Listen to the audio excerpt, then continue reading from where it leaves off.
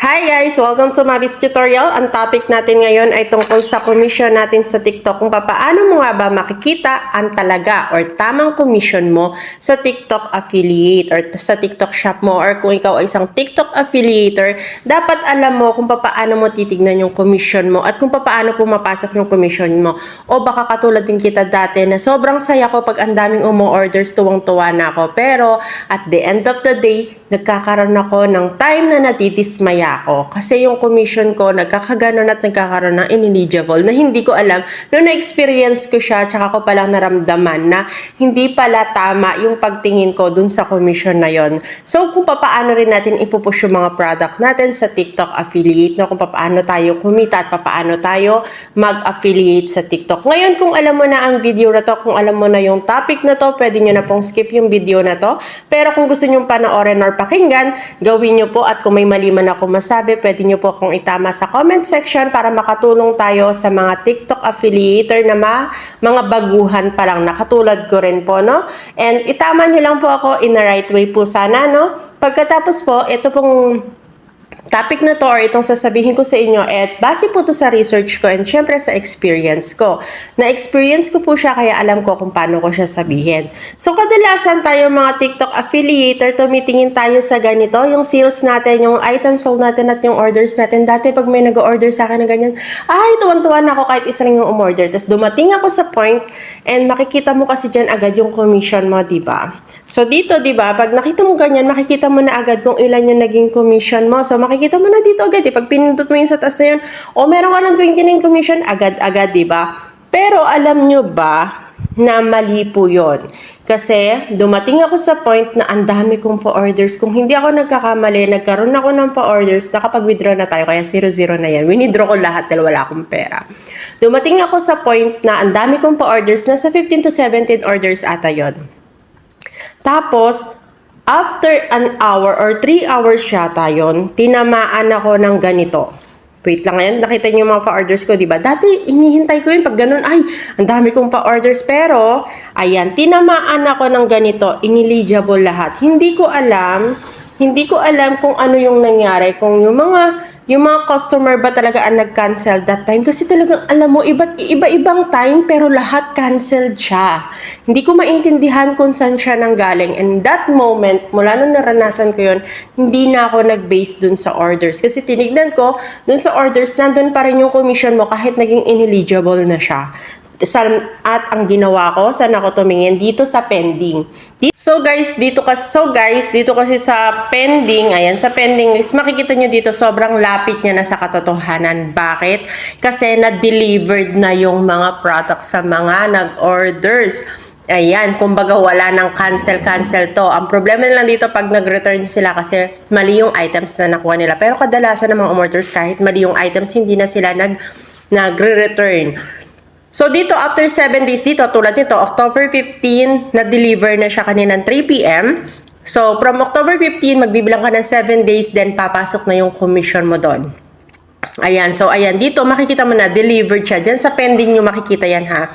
Na-deliver na yung mga umorder nito. So, ibig sabihin, ito yung talagang sobrang lapit sa katotohanan na commission. Ngayon, kung gusto mong malaman kung magkano yung magiging commission mo, hanapin mo lahat ng, halimbawa, bukas ay 16. So, ang gagawin mo, hanapin mo lahat ng October 16 less 7 days. So, ano yun?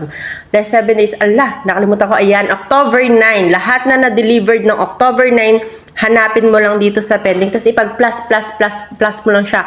Then, bukas, malalaman mo na kung magkano yung commission na papasok sa'yo. Ganun, guys. Dito kasi sa all, dito mo makikita lahat na nag-order at lahat na nag-ineligible, nag-canceled ng order nila, no? Hanggat hindi na di-delivered kasi pwede nilang i-cancel yon. So, lahat na nag-cancel order, so dito mo siya makikita. Ngayon, andito yung point na magiging masaya ka kasi nandiyan yung awaiting payment, ibig sabihin niya yung mga umorders. And dito ka madi-disappoint na parang gusto mo nang huminto dahil nakakapagod, no? Kasi makakakita ka ng ineligible. Lalo na sa akin, nung 15 orders ko, iba't ibang time, hindi ko maintindihan kung iisang tao ba to na pinagtripan ako or system nga ba ang nangyari or talagang nagkataon na lahat sila, kinanceled nila yung kanilang order. So, nakakadismaya that moment, itong time na to guys, parang sabi ko, ayoko na mag-affiliate kasi akala ko, pag na-orders na okay na yon hindi pala. So, ganun. Tapos dito naman sa settled, dyan, itong settled na to, mapapansin nyo yung 570 na to, ayan, 570 earn ko na to. Eto, yan na lahat yung na-settled. Yan na lahat yung pumasok na commission sa akin. Yan na yun na settled. Yun nga, after 7 days nung delivered, ayan, eto na siya. So, yan na yun. Naka 570 na tayo ha. Within 2 weeks, 2 weeks pa lang naman ako nagpo-focus dito sa TikTok talaga. Nag-start ako ng August, tapos parang 2 weeks pa lang ako nag-upload. So, wala akong live. Uploading videos lang ako. So, ganun guys, no? And kung mapapansin niyo, bakit sinabi ko na dapat alam niyo yung product na i-promote nyo? Sa akin kasi, ang nag-trending ay t-shirt. So, ayan, transparent tayo Nagbigay na ako ng clue sa inyo. Nag-trending sa mga videos ko ay t-shirt. So, mess video ko nung una. Kung ano-ano yung ina-uploads ko. Then, nag-trending sa akin or dumami yung views ko ng t-shirt. Ang ginawa ko, sinundutan ko siya ng puro damit, short, t-shirt, ganon yung mga sinundot-sundot ko sa kanya. Kaya kung mapapansin niyo, halos ang nabebenta ko ay t-shirt at saka short. Kasi doon nakilala yung aking TikTok shop or TikTok affiliate. So, doon nakilala yung shop ko. So, ngayon guys, titignan niyo sa mga upload niyo kung ano ba yung mataas ang views o kaya kung ano ba yung malakas ang benta. Minsan kasi kahit mahina yung views, malakas yung benta. Tignan niyo kung ano yung malakas ang benta. Then, yun yung product na isusundot nyo. Ibig sabihin na isusundot, ano ba? Isusundot is, yun yung sunod-sunod na ipopost nyo kung ano-ano. Halimbawa, t-shirt, katulad sa akin, t-shirt. So, ang ginagawa ko, nagpo-post ako ng mga t-shirt na pambata, t-shirt na pambabae. So, ganun, mga RTW, yung pinupush ko kasi yun halos yung order. So, guys, sana may naitulong ako. Kung gusto mo pa ng mga tips, siya nga pala guys, kapag gusto nyong malaman yung iba pa nating mga tutorial dyan, punta lang kayo sa playlist natin. Ayan, then hanapin nyo tong TikTok Affiliate for Beginners. Open nyo lang yan. Ayan, iba't ibang TikTok Affiliate for Beginners natin. Nandyan lahat siya. Guys? Ayan, nandyan lahat yung mga tips kung paano papapalaki yung ating komisyon, yung paano maghanap ng tamang product, paano nga ba ang TikTok Affiliate, paano yung mga violation. So, nandito lahat yan sa mga tutorial natin. Then, visit nyo lang siya at pag may time kayo, panoorin nyo siya para kahit paano meron ako may bigay na idea. Malay nyo naman, meron ako may tulong sa inyo kahit konti. Kasi yung konting kaalaman, pwede natin palawakin, lalo-lalo na kung mahilig tayo mag-research. So, that's all for today's case. Hinabol ko lang to. Thank you and God bless.